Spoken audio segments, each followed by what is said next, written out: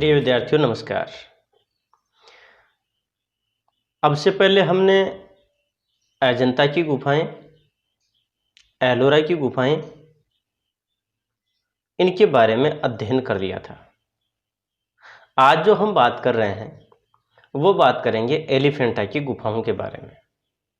जो लेखक हैं वो बता रहे हैं या यूं कहें कि जो यात्रा वृत्तांतकार हैं वो ये बता रहे हैं कि वो इधर बम्बई आ जाते हैं और बम्बई आने का जो मूल उद्देश्य बम्बई देखना न था जो आज की मुंबई है, बल्कि उनका जो मूल उद्देश्य था वो सिर्फ और सिर्फ एलिफेंटा की जो गुफाएं थी उन गुफाओं को देखने का उद्देश्य था। प्यारे विद्यार्थियों, यहाँ पर एलिफेंटा गुफाओं के बारे में जो लेखक है वो बता रहा है कि एलिफेंटा गुफाओं के विषय में हाथी की एक मूर्ति का जिक्र होता है जिसका अपना इतिहास है। सन 1814 में इस हाथी का सिर टूटकर गिर गया और बाद में उसका शेष अंग भी कई भागों में कट गया।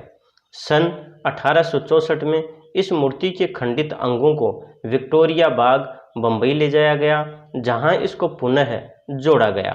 कहा जाता है कि इस हाथी के अंग्रेजी पर्याय एलिफेंटा के नाम पर ही पुर्तगालियों ने इन गुफाओं को एलिफेंटा गुफाओं की संज्ञा दी। यहाँ पर प्यारे विद्यार्थियों मूल रूप से जो बात कही गई है वो बात ये कही गई है कि जो एलिफेंटा गुफाएं हैं उन गुफाओं में हाथी के रूप में यानी कि एक हाथी के बारे में जिक्र किया गया है और उसका अपना इतिहास भी है। 1814 ईस्वी में जो वहाँ पर स्थापित जो एक हाथी की जो मूर्ति थी उसका सिर टूट गया और उसके जो शेष अंग हैं वो भी कई जगह से यानी कि खंडित हो गए। 1864 में इस मूर्ति के जो खंडित जो अंग थे उन अंगों को विक्टोरिया बाग मुंबई ले जाया गया और वहां पर उन्हें पुनः जोड़ा गया।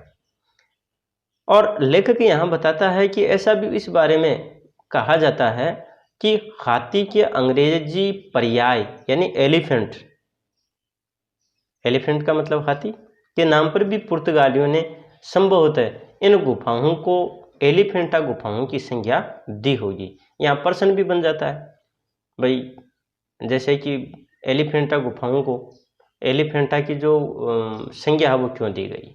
उसी क्रम में आगे देखिए, ये गुफाएं एपालो बंदर से कुछ 7 मील पश्चिमोत्तर में एक द्वीप पर स्थित हैं जिसे स्थानीय निवासी और मल्लाह घरपुरी कहते हैं। इसका घेरा कुल मिलाकर 4.5 मील से अधिक नहीं। इसमें 2 पहाड़ियां हैं जिनके बीच एक मनोरम घाटी है। द्वीप के निवासियों की संख्या बहुत कम है।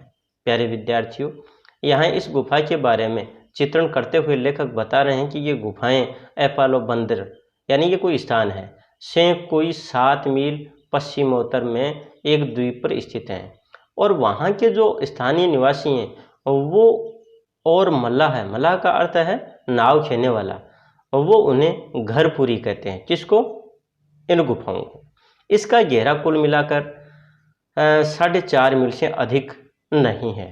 इसमें 2 पहाड़ियां हैं और उन पहाड़ियों के बीच में एक मनोरम घाटी है और द्वीप के जो निवासी हैं वहाँ भी उनकी संख्या बहुत कम है। फिर आगे यहाँ पर उसी क्रम में लेखक बताता है कि आकार की दृष्टि से ये है द्वीप चाहे छोटा हो पर इसका इतिहास बड़ा रोचक है।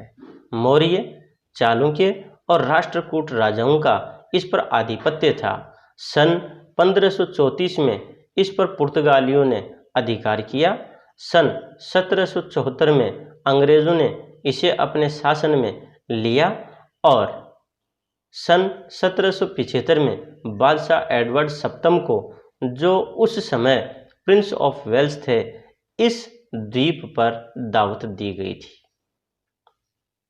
प्यारे साथियों, यहाँ पर लेखक बताता है कि ये द्वीप वास्तव में है तो छोटा सा ही, लेकिन इसका जो इतिहास है या इससे जुड़ी हुई पीछे की जो घटनाएं हैं वो बहुत ज़्यादा और रोचक हैं।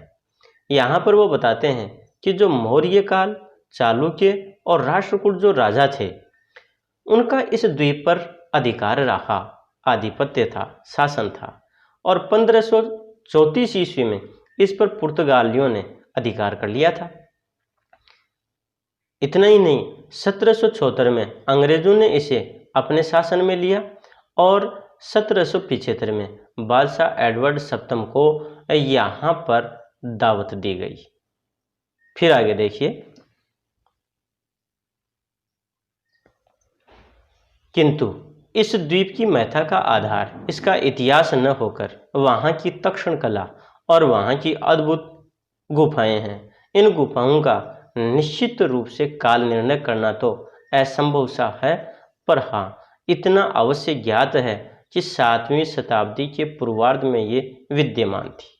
प्यारे विद्यार्थियों, यहाँ लेखक बताते हैं कि ये जो द्वीप है उसका एक अपना इतिहास जो है वो ज़्यादा मतलब महत्वपूर्ण न हो करके, बल्कि महत्वपूर्ण है वहाँ की तक्षण कला, यानी वहाँ की मूर्ति कला, और वहाँ की जो गुफाएं वो अपने आप में अद्भुत हैं। और ये जो गुफाएं हैं उनमें एक तरह से जो काल निर्णय है वो तो यानी कि काल को निर्धारित करें, समय को निर्धारित करें कि ये कौन से समय में बनी हैं, ये तो असंभव है। लेकिन इतना निश्चित है कि ये 7वीं शताब्दी के पूर्वार्ध में शायद या शुरुआती दौर में इन गुफाओं का निर्माण था, यानी ये विद्यमान थी। उसी क्रम में आगे देखिए, एलिफेंटा की गुफाएं मुख्यतः शैव हैं और इनमें सबसे प्रसिद्ध शिव का मंदिर है जो एक गुफा में खोदा गया है। यहाँ भगवान शिव को सृजनहार, पालनहार और प्रलयंकार तीनों रूपों में अंकित किया गया है। शिव के तांडव नृत्य का एक मनमोहक दृश्य है और एक शिला पर शिव को भाव मग्न भी अंकित किया गया है। शिव को नटराज के रूप में अंकित करने वाले एक दृश्य में उनके उस सर्जनकारी नृत्य की अभिनव छवि है जिसे ब्राह्मण कला में इतना उच्च स्थान प्राप्त है। शिव पार्वती विवाह, गंगावतरण, अर्धनारीश्वर शिव, मानवती पार्वती आदि के अनेक छवि दृश्य हमने मनोयोग पूर्वक देखे। इन प्रतिमाओं में सबसे प्रसिद्ध शिव की प्रतिमा है। दोस्तों, यहाँ पर ये जो पैराग्राफ है वो बहुत महत्वपूर्ण है। इसमें छोटे प्रश्न और बड़े प्रश्न दोनों ही प्रकार के बनते हैं। तो यहाँ पर जो एलिफेंटा की गुफा की जो खास बात है वो शैव है। शैव का मतलब शिव संबंधी। वहाँ पर प्रसिद्ध शिव का मंदिर है और एक गुफा में उसे खोदा गया है। जो शिव है उसको 3 रूपों में यहाँ प्रस्तुत किया गया है। एक तो सृजनहार के रूप में, यानी कि निर्माणकर्ता के रूप में, वहीं पर पालनहार के रूप में, पालन पोषण करने के रूप में, और एक है प्रलयंकर, संहारक के रूप में, नष्ट करने वाले के रूप में अंकित किया गया है। शिव के तांडव नृत्य का एक मनमोहक दृश्य है और एक शिला पर शिव को भाव मग्न भी अंकित किया गया है। शिव को नटराज के रूप में अंकित करने वाले एक दृश्य में उनके उस सर्जनकारी नृत्य की एक सुंदर जो छवि है वो हमें देखने को मिलती है और ये ब्राह्मण कला में बहुत ज़्यादा उच्च स्थान को प्राप्त है। यहाँ पर यानी जो शिव पार्वती विवाह है, गंगा अवतरण, अर्धनारीश्वर शिव और मानवती जो पार्वती है, यानी उनकी भी जो मूर्तियाँ हैं वो हमें देखने को मिलती हैं। सबसे ज़्यादा अगर कोई बात प्रसिद्धि की जाए तो वो शिव की प्रतिमा की बात है। फिर देखिएगा, एलिफेंटा से हम बम्बई लौटे। बम्बई से हमारा विचार बीजापुर जाकर गोल गुंबज देखने का और था। उसकी बड़ी प्रशंसा सुनी थी, पर जबलपुर से कुछ ऐसे तार और पत्थर मिले कि इस दौरे को अब मुझे रोकना पड़ा। यहाँ पर प्यारे विद्यार्थियों, वो एलिफेंटा गुफाएं देख करके वापस बम्बई आ जाते हैं और बम्बई में ही यानी कि इनका विचार एक और भी था कि वो बीजापुर जाकर के जो गोल गुंबज है वो देखना चाह रहे थे, जिसकी इन्होंने बड़ी प्रशंसा सुनी थी। परंतु इनके सामने एक परेशानी भी आई कि जबलपुर से कुछ तार और पत्थर उनको मिले और इसलिए ये जो इनका दौरा था, इस दौरे को उन्हें रोकना पड़ा। फिर देखिएगा,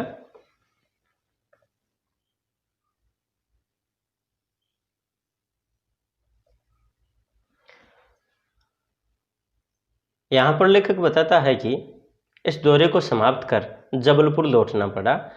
इसके बाद गोल गुंबज देखने का मुझे अब तक सौभाग्य प्राप्त न हो सका। यद्यपि मैं सारे संसार के अधिकांश भाग में चक्कर लगा आया हूँ। एक कहावत है, आनी चूके 20 आसो, वही इस मामले में हुआ। प्यारे विद्यार्थियों, यहाँ पर लेखक ये बात बताता है कि बम्बई से फिर यानी कि जो गोल गुंबज है, जो बीजापुर जाकर के गोल गुंबज है, वो देखने की उनकी इच्छा थी, लेकिन ऐसा वो नहीं कर पाए।